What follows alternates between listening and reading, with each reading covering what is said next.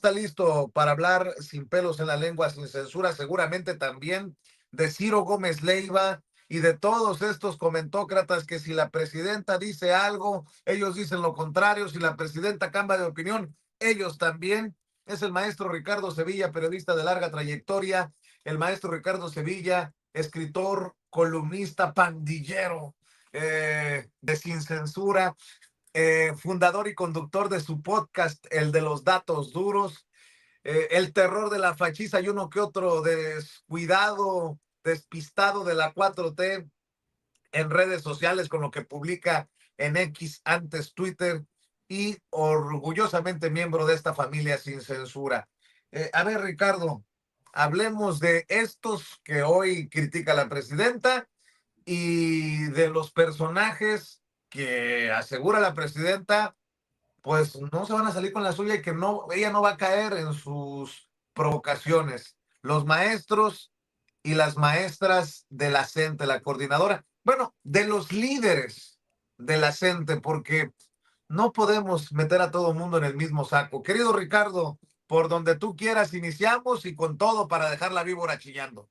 Estoy muy bien, primero que nada, querido Vicente, público memorioso, y efectivamente, pues aquí tomándome un vaso de sangre. Es un juguito de betabel Para la para... cruz. No, hombre, para nada.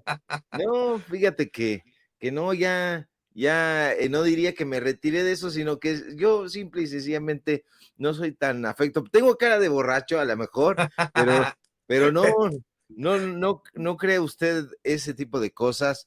La verdad es que estoy muy bien, querido Vicente. Estoy trabajando con muchos ánimos redoblados, porque encuentro que la literatura, el periodismo y la ficción, lamentablemente, están tan íntimamente ligados que vemos estas ficciones en Ciro Gómez Leiva. Yo recuerdo cuando vivía Ciro Gómez Leiva allá en la calle de Zaragoza, en Coyoacán, a una calle prácticamente de la calle histórica donde habitaron varios presidentes, en Francisco Sosa.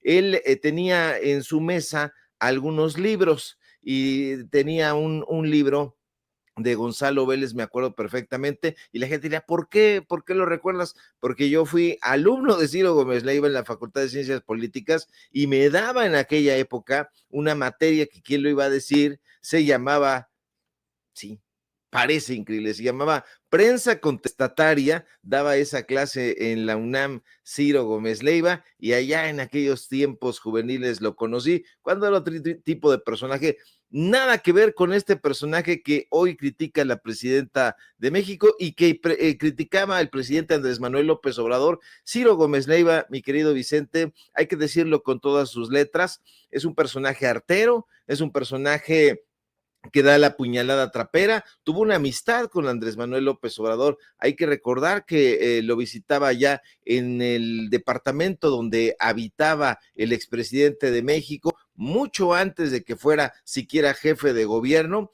Él vivía, Andrés Manuel López Obrador, ahí por el Paseo de las Facultades, allá por el Metro Copilco, al sur de la Ciudad de México, y Ciro Gómez Leiva lo tenía cerca, vivía en Coyoacán, y se iba a visitar a Andrés Manuel López Obrador. Había amistad, en eso creyó por lo menos Andrés Manuel López Obrador, pero apenas le brillaron algunos pesos, algunos miles de pesos, y Ciro Gómez Leiva se convirtió en este engendro que hoy usted conoce y que se ha dedicado no solamente a la tergiversación, sino a la mentira, a la mentira. Ha incurrido en el sicariato de la pluma, un personaje que ya no ejerce el periodismo, sino la conducción.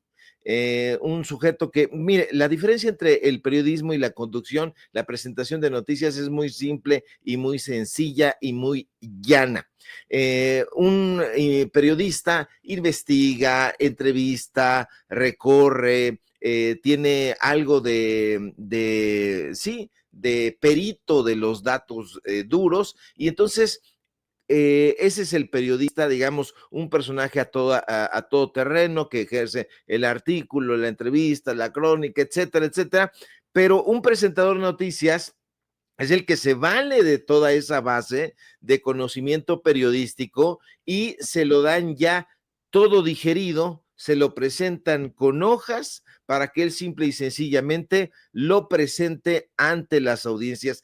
Ese Ciro Gómez Leiva, un personaje que ya todo lo conoce a través de estos scripts, a través de estos guiones, a través de estos libretos que le presentan sus diferentes canchanchanes en distintos lugares donde pues le pagan por estar, que es Radio Fórmula, etcétera. Ciro Gómez Leiva, pues es un personaje que se ha dedicado ya desde hace tiempo a hacer la comparsa de los gobiernos en turno, hasta el momento de la llegada de Andrés Manuel López Obrador. Resultó comparsa de Enrique Peña Nieto, resultó comparsa de Felipe Calderón e inicia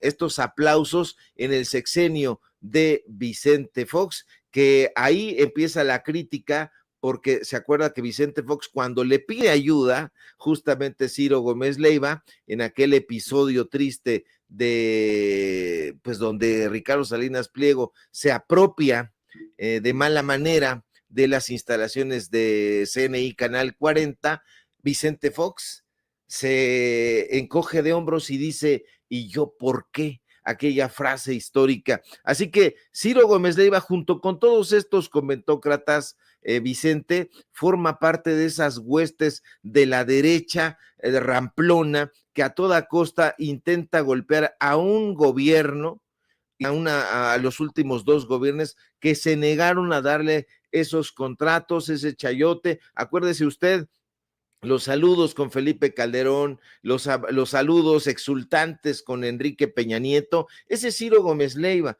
Así que lo que tenga que decir Ciro, la verdad es algo, una lección aprendida, es algo que le llevan sus diferentes ayudantes, y en eso, desde mi punto de vista, Vicente, ya no hay mérito, porque si tú estás ejerciendo este trabajo que tiene que ver con el humanismo, que tiene que ver con la preocupación social, es justamente porque te importa y porque te interesa. Y si se lo encargas a tus encomenderos, pues entonces tienes que dedicarte a otra cosa, porque si no te gusta lo que realizas, imagínate qué jodida está la cosa. Ese es Ciro Gómez Leiva, ese es Pascal Beltrán del Río, esos son los miembros de Letras Libres, Enrique Krause y toda esta gente que no se cansó el presidente Andrés Manuel López Obrador de exhibirlos. Y fíjate nada más, Vicente, responde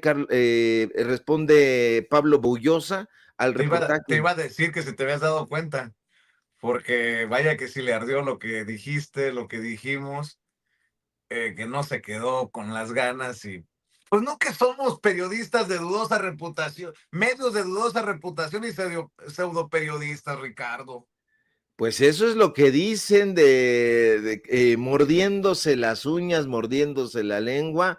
Aquí este personaje responde, Pablo Boullosa, usted lo recordará ayer en el reportaje especial, en la investigación que presentamos aquí con datos duros en Sin Censura.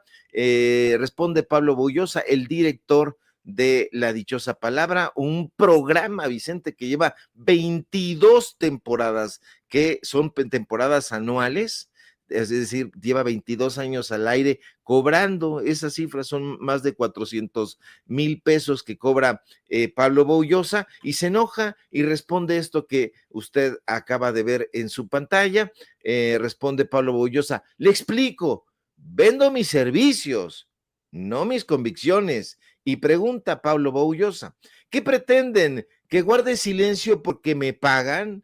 Eso sí sería denigrante. Se está insolentando y dice más, dejando a un lado sus imprecisiones, imputaciones e impertinencias, perdón por ser tan impertinentes, tiene su chiste que quienes se ostentan sin censura llamen a la censura. Señor Pablo Boullosa, no estamos hablando en ningún momento de censurarlo, no sea usted güey.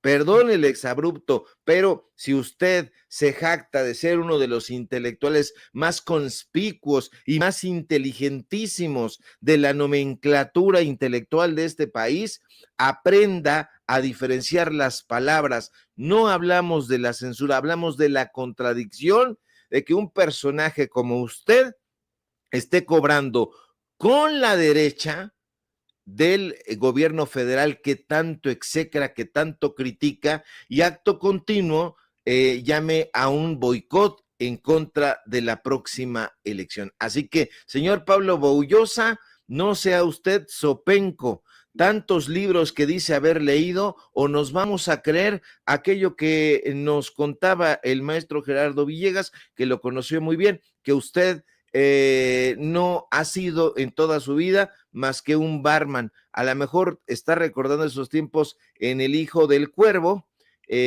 cuando usted trabajaba como barman, y eso, señor, no es una imprecisión, es una realidad. Saludo a los barmans que tienen todo nuestro respeto, por supuesto, pero este señor a lo mejor está borracho, porque ¿dónde está la imprecisión? El contrato es real, la cifra es un dato duro, que usted lleva 22 años cobrando desde épocas de Vicente Fox hasta este segundo piso de la transformación, lamentablemente, es una realidad. Y yo vuelvo a hacer un llamado a la Secretaría de Cultura, querido Vicente, para que revise estos insolentes, porque dice que nosotros somos insolentes. Perdón, no se trata de aquí, de no me puedes criticar. ¿Por qué? Nosotros no somos impertinentes, o le parece a usted una impertinencia que expongamos aquí el dinero que usted le ha sacado al gobierno y que al mismo tiempo llama a sabotear elecciones? Es usted un antidemócrata, así que ellos son en realidad, mi querido Vicente, bromas aparte, los personajes que sí son auténticos sicarios de la pluma, ellos sí son auténticamente contradictorios y que viven en esa burbuja de privilegios, y que ojalá sacaran un lapicito, un alfiler y le pincharan ahí a la burbuja de privilegios que estos personajes a lo largo de decenios, ya no sexenios,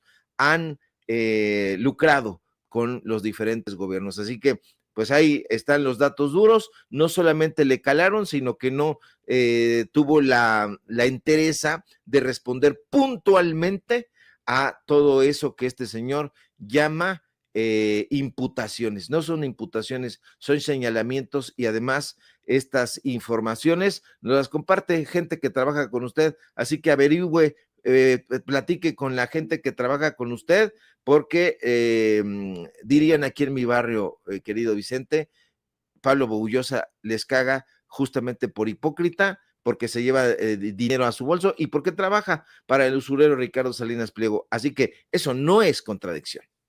Don Pablo Boullosa, flamante conductor de Canal 22, si usted, como dice en su respuesta a la nota que publicamos aquí en Sin Censura, tiene convicción y aplicando una Ricardo Rafael, podría agarrar caminito a chingar a su madre con su boicot a la decisión histórica del pueblo de este próximo domingo, por allá por Periférico, y bien podría por convicción quedarse en TV Azteca, ahí con el tío Richie. Perdón por la impertinencia, señor Boullosa, pero desde esta trinchera, si criticamos la incorporación de aztecos o ex aztecos en Canal 11, desde aquí vamos a insistir en que se revise si ya es hora de que se saque a la TV Azteca, allá donde sería muy feliz y no tendría por qué tener que aguantar las impertinencias de personajes como nosotros. Fíjate, mi querido Vicente, que aquí no voy a dar, no me gusta a mí dar cuando me lo piden el nombre de mis fuentes, pero una persona que trabajó en Televisión Azteca me escribe, me dice: mi querido Ricardo, te informo que el lambiscón de Pablo Boullosa es íntimo amigo del otro lambiscón y mala leche de Enrique Valdés, flamante director de producción de noticias de Canal 11, ya que durante muchos años trabajaron juntos en Televisión Azteca. Y agrega y remata: asco de cabrones. Así que una parte en Canal 11, Otra parte en Canal 22, Pablo Boullosa no trabajaba con Ricardo Salinas Pliego, trabaja con Ricardo Salinas Pliego, forma parte de la barra de opinión de TV Azteca y de ADN 40. No es un pasado, no es un pasado remoto, es un presente doloroso. Este personaje que llama al boicot de esta decisión histórica, como bien apuntas, que se llevará a cabo el próximo domingo, trabaja en las huestes de un usurero, de un personaje que demanda y persigue a periodistas independientes, que los atosiga, los calumnia y que está llamando justamente a la inacción en temas de decisiones muy importantes. Así que no es de ayer, Vicente, este señor sigue ahí y sigue en el 22 y en Televisión Azteca. Bye. Y bueno, si usted se dedica a vender sus servicios, como dice usted, la última vez que pasé por Sullivan, vi, con mucho respeto, a gente vendiendo sus servicios. Entendió el que entendió. Mi querido Ricardo Sevilla, hablemos de la gente, bueno, del liderazgo de la gente que no acepta la nueva propuesta en en una muestra de voluntad de este gobierno que encabeza la doctora Claudia Sheinbaum y en una mesa de negociaciones que dirige cabalmente la secretaria de Gobernación, Rosa Isela Rodríguez, respetuosamente la secretaria de Gobernación, Rosa Isela Rodríguez. Pues lo único que queda claro es que seguirán las movilizaciones y los plantones, y la gente que puede todavía mantener el respaldo social en un sector por su lucha histórica, estaría por estas formas que hemos señalado. Al final, ¿quiénes somos nosotros? No somos en ese sentido luchadores sociales metidos en ese histórico movimiento, pero pues desde esta trinchera decimos, las formas se han equivocado, estarían también en peligro de perder ese respaldo social de aquellos que históricamente también los han respaldado. ¿Por qué? Porque lo decía más temprano Ricardo Sevilla, ese 80-70% del pueblo mexicano que respalda a la presidenta Claudia Sheinbaum, pues está decantado, está definido de qué lado está. Y creo que la gente le está también apostando a hacerle el caldo gordo. Iba a decir a la derecha, pero resulta molesto para ellos, hacerle el caldo gordo a los opositores al segundo piso de la 4T, Ricardo Sevilla. Así es, querido Vicente. No se trata efectivamente del grueso de profesores y profesoras que integran a la Coordinadora Nacional de Trabajadores de la Educación. Efectivamente, se trata de estos líderes, se trata de estos personajes a los que he de decir, hemos estado buscando para entrevistar, para conversar con ellos, para darles el micrófono y que nos expongan con argumentos, con datos duros, cuáles son las motivaciones de estas lonas desplegadas, de estas tiendas de campaña, de este cerco que tienen en el Zócalo capitalino, que tienen prácticamente sin poder avanzar a la población en la Ciudad de México, proclamando ni un paso atrás desde el oriente de la Ciudad de México, ahí en el Aeropuerto Internacional de la Ciudad de México. Vemos denunciado aquí y allá una cerrilidad inquebrantable, y a mí el escenario, Vicente, lejos de ser anecdótico, me parece la punta del iceberg de un conflicto bien complejo, donde esta estrategia sindical, esta dinámica de liderazgo y la percepción pública están danzando un baile macabro, porque está devorando efectivamente al movimiento. No se puede hacer un análisis superficial de una gente monolítica, no la hay, lo platicábamos el otro día en la mesa de análisis de aquí de Sin Censura, no se la pierda. Platicamos, la gente no es un ente monolítico, no es un cuerpo homogéneo, es un archipiélago de grupos, pero también de intereses, de visiones, y entonces están unidos por una unidad, llamémosle táctica, que es la CENTE, que tiene un número pues muy amplio de líderes, de dirigentes, y que desde luego no todos coinciden en sus puntos de vista. Así que esa fragmentación, que es una fragmentación real, platique usted con diferentes personajes que integran a la coordinadora y se va a dar cuenta. Entonces, esa es su atributo, su fuerza y su debilidad. ¿Por qué? Fíjate, estaba yo revisando a las secciones más visibles y combativas de la CENTE provienen tradicionalmente de estados como Oaxaca, que es la sección 22, Michoacán, que es la sección 18, Chiapas, que es la 7, y Guerrero, que es la 14. Cada una posee una identidad, una historia e intereses regionales muy específicos que influyen, desde luego, en las negociaciones nacionales. Así que estaba yo, porque yo quiero preparar un reportaje al respecto, incluso queríamos hacerlo in situ, pero nos dijeron cuidado porque les pueden dar hasta una madriza. Algunos de estos personajes que están operando como empresarios políticos. Y dirás, ¿cómo que los empresarios políticos? Porque hay una teoría, Vicente, sociológica, que es la teoría de la movilización de recursos. Y entonces, ahí en esta teoría, estos líderes sindicales con gran influencia serían considerados como empresarios políticos. ¿Por qué? Porque no solo movilizan la materia prima del movimiento. ¿Cuál es la materia prima del movimiento? La base magisterial, sino que adicionalmente gestionan estratégicamente los recursos organizativos. ¿Cuáles son esos recursos organizativos? Las estructuras seccionales, su capacidad de convocatoria y fundamentalmente los recursos simbólicos. Este discurso de ni un paso atrás, la victimización ante la ausencia de diálogo que ellos acusan y que se ha demostrado falsa, y la proyección de una imagen de fuerza son elementos muy importantes de este capital simbólico. Así que la capacidad de estos líderes para mantener la cohesión y la disciplina es vital. ¿Cómo lo logran, Vicente? Porque uno dice, híjole, es que son como un solo puño de trabajo. ¿Cómo lo logran? Hay que decirlo con mucho dolor.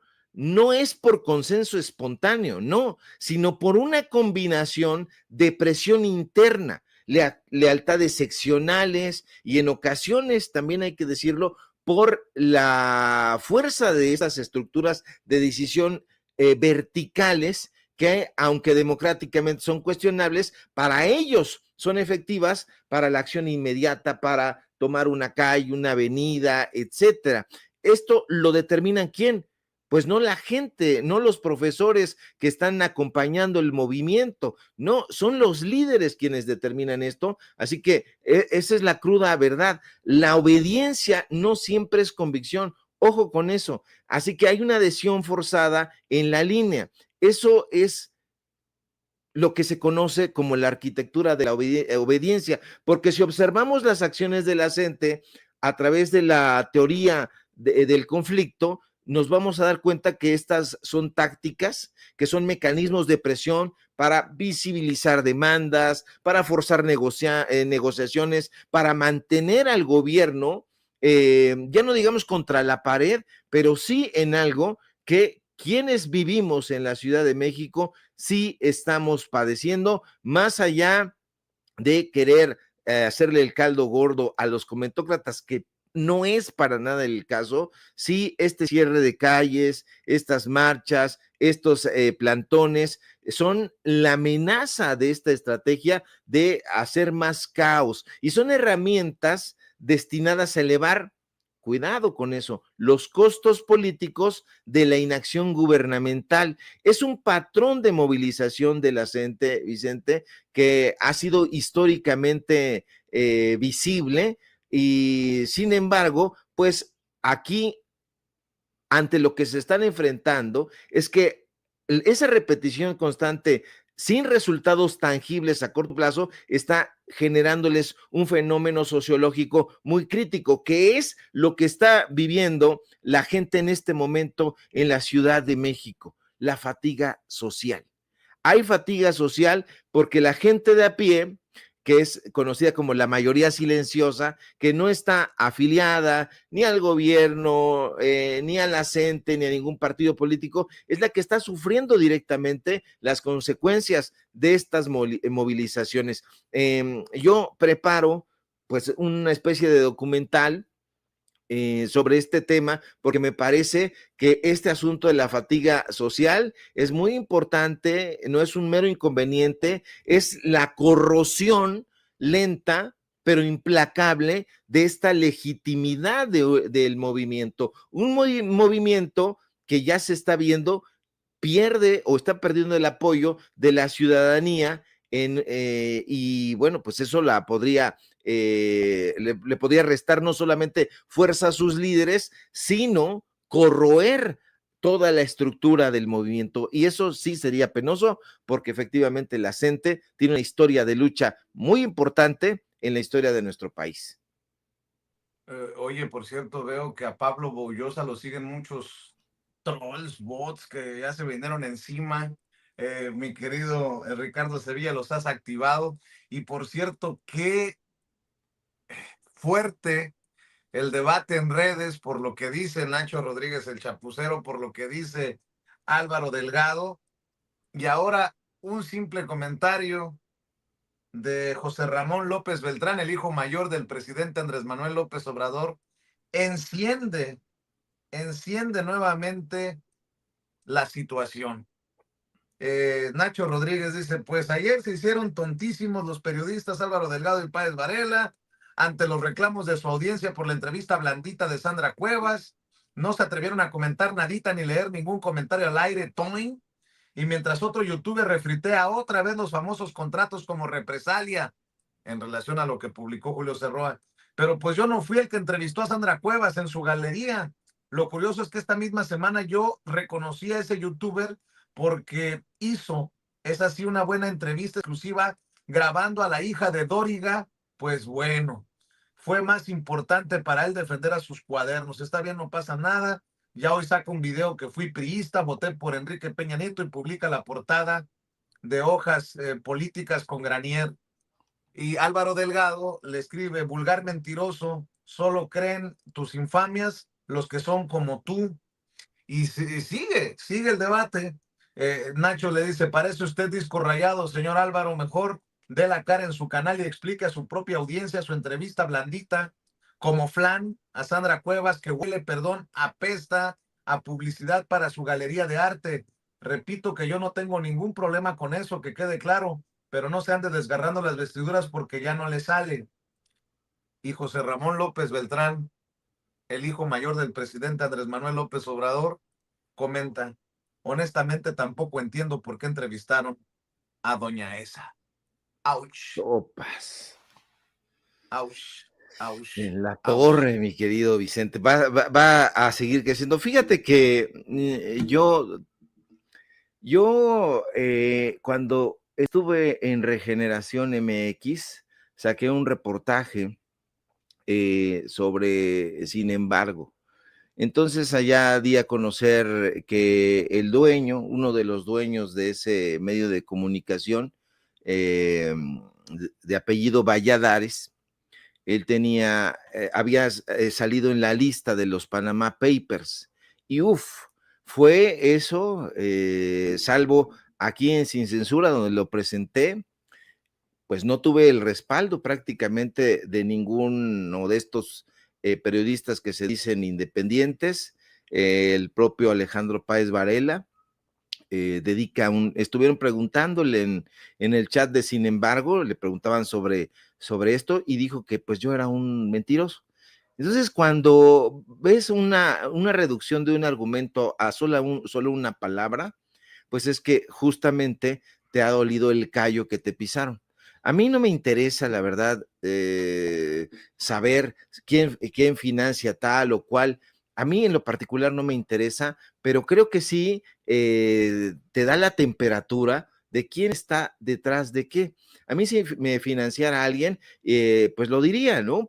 En honor a la nitidez diría, pues a mí me financia tal, fulano, sutano, perengano, me están ayudando para salir de los bretes, diferentes bretes económicos que tenemos los comunicadores, porque usted sabe perfectamente que la profesión de periodista no es una de las profesiones bien pagadas en este país. ¿Qué profesión lo es, francamente? Pero aquí el problema es justamente, ya le pegaron a un perrito por allá, pero el problema es justamente que no hay nitidez. No hay nitidez, Vicente, en los recursos, en los contratos. Lamentablemente, Álvaro Delgado, a quien me parece un periodista respetable, pues está metiéndose en estos bretes, probablemente ni siquiera sea el propio Alejandro Páez Varela y probablemente ni siquiera sea el propio Álvaro Delgado los que habrían negociado esta entrevista. Ellos son al final los conductores de un programa y hay intereses más grandes, que son los intereses empresariales.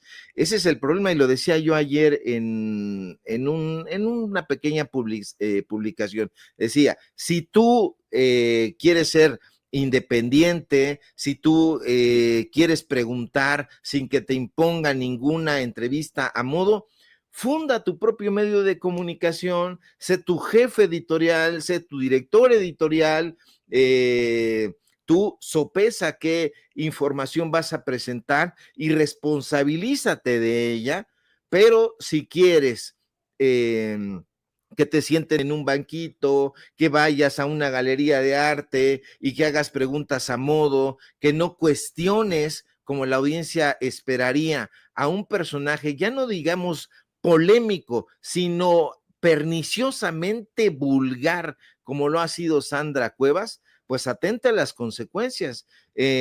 Aquí no hay independencia, hay empresarios, está el señor Valladares detrás de ese proyecto de comunicación, así que no nos hagamos tontos, no nos rasguemos las vestiduras y tomemos al toro por los cuernos. Queríamos trabajar para un medio de comunicación, pues hay que ceñirse a lo que los dueños de ese medio de comunicación nos dicen que dancemos. Báilale de esta manera con Sandra Cuevas, pero calladito ante estas situaciones, pues ahí están los resultados. Nosotros por eso, mi querido Vicente, tenemos toda la independencia y tenemos un medio de comunicación chiquito, si quiere usted, pero que nadie nos hace danzar al ritmo de nadie.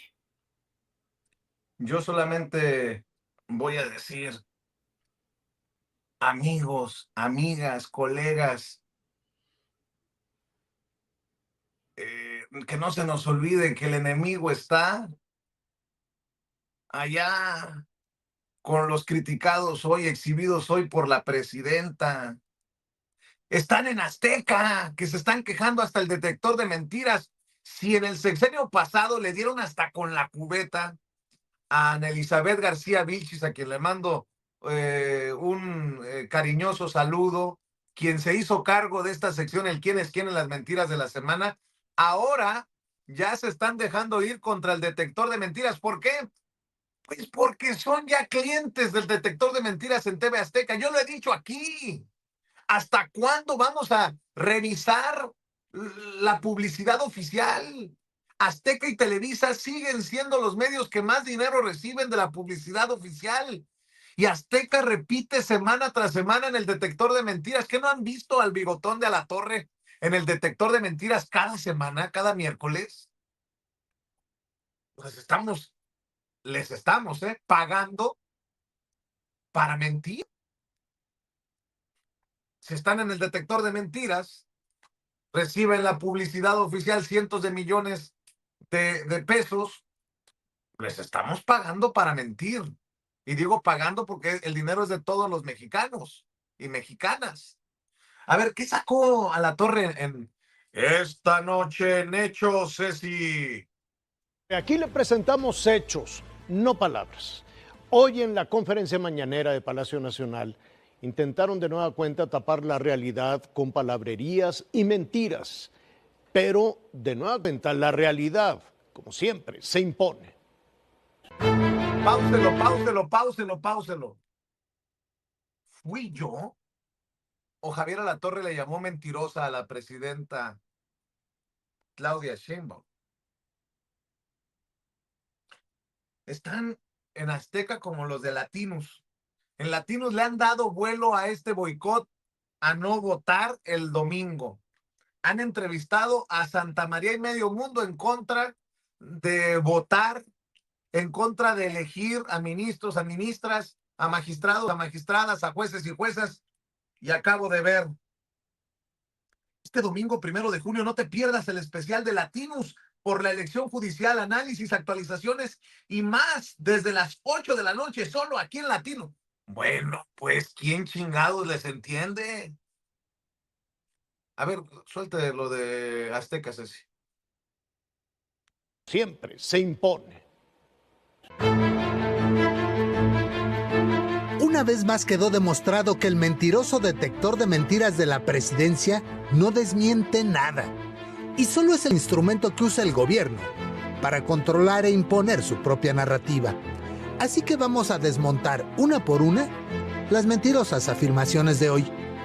Primero se dijo que Morena no va a controlar al Poder Judicial porque los aspirantes no fueron designados por el partidazo. Los aspirantes se inscribieron de manera individual y voluntaria ante los comités evaluadores de los 3 poderes de la Unión. ¡Mentira! Bueno, creo que ya quedó claro, mi querido Ricardo Sevilla. Se viene también la campañita contra este instrumento del que echa mano la presidenta para desmentir, para aclarar, para exhibir, que es el detector de mentiras, y les arde a esos que han estado en contra de las mañaneras desde su concepción. Y bueno, vemos a los peorcitos de Ricardo Salinas Pliego trabajando horas extras, mi querido Ricardo Sevilla, para cerrar tus comentarios. Así es, querido Vicente, y por eso me voy a permitir disentir contigo, como ya en otras veces ha sucedido. Yo no creo que el enemigo esté allá afuera. Yo creo que el enemigo, lamentablemente en este caso, se ha colado a la casa de la transformación y decías, están allá en TV Azteca, pero hasta donde recuerdo, en TV Azteca tenían un productor que ahora está en el canal 11. Hasta donde recuerdo, Pablo Boullosa trabaja en la barra de opinión de TV Azteca, pero también trabaja en la dichosa palabra del canal 22. A esos personajes les pagan con dinero público. Escucho a Pedro Miguel, lo escucho y lo leo, y al Fisgón, y a toda esta gente, y entonces ya me da la impresión de que el enemigo ya no es Ciro Gómez Leiva, porque de una u otra manera Enrique Krause, Ciro Gómez Leiva, López Dóriga, Loret, etcétera, ellos son francos en sus posturas, tienen una postura de derecha, de ultraderecha, absolutamente crítica, se sabe, de una u otra manera no hay hipocresía, su confrontamiento es frontal, es bélico, se sabe perfectamente que ellos están con la bandera del enemigo, pero esos personajes, esos caballos de Troya, esos sujetos que se meten a ese armatoste y que ingresan hipócritamente a la transformación y que le llaman, no solamente es este señor Alatorre, fíjate, el que le llama hipócrita, tiene razón, le llama hipócrita a la presidenta Claudia Sheinbaum, sino también Pedro Salmerón. Y Pedro Salmerón se supone que está del lado de la transformación. Pedro Salmerón, hasta hace unos días, tú lo sabes bien, porque incluso fue allá a tu estado natal, estaba recorriendo con dinero público justamente estos andares de la historia, que él así los llama, bueno, el programa. Así que estos personajes que están los periodistas buena ondita, todos estos personajes de la izquierda boutique, como la hemos denominado, yo creo que ahí hay enemigos suficientes como para disentir, mi querido Vicente, que el enemigo no necesariamente tendría que estar en la casa de enfrente. Cuidado, porque podría estar también operando desde nuestra propia sala. Bolas. Aquí la línea es que no hay línea. ¿Quedó claro? ¿Quedó claro? Bueno, mi querido Ricardo Sevilla, ¿por qué no cerramos invitando a la audiencia a tu podcast, a tus hilos en redes sociales?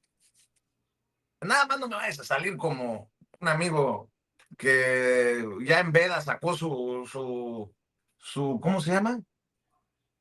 ¿Cómo le llaman? ¿El acordeón? El acordeón. Por favor, tengamos tantito respeto por las audiencias, por la gente, por el pueblo. No No, quise ni hombre. sacarlo.